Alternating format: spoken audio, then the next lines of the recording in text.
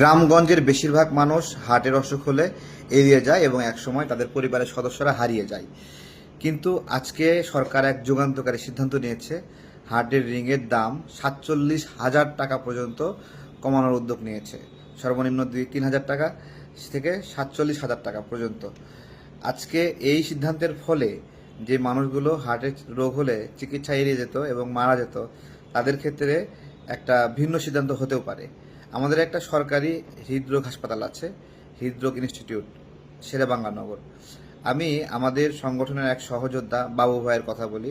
তার চিকিৎসার জন্য সেখানে যাই এবং বাহিরে যে চিকিৎসাটা প্রায় ৩ লক্ষ ৩.৫ লক্ষ টাকা লাগার কথা, সেইখানে ১ লক্ষ, সামান্য একটু বেশি আর কি, ১ লক্ষের এই পরিমাণ ব্যয় সম্ভব হয়েছে। তো হৃদরোগ ইনস্টিটিউটের কথা আমরা অনেকে জানি না। তো আপনারা যদি এখানে যান কখনো, ভিতরে ব্যবস্থাপনা সরকারি হলেও অনেক সুন্দর। আমাদের আরেকটা হাসপাতাল আছে, নিউরোসায়েন্স হাসপাতাল।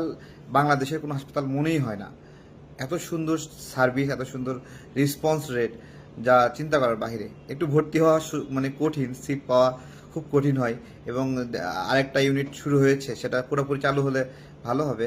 তো যাই হোক, স্বাস্থ্য খাতে আমাদের অনেক প্রত্যাশা। আজকের হৃদরোগ রোগী যারা আছেন, ৪৭,০০০ টাকা পর্যন্ত রিংয়ের দাম কমানো হলো। ধন্যবাদ দিতে চাই না, বলি যে এগুলো করা সরকারের দায়িত্ব এবং সেই দায়িত্বগুলো সরকার পালন করুক।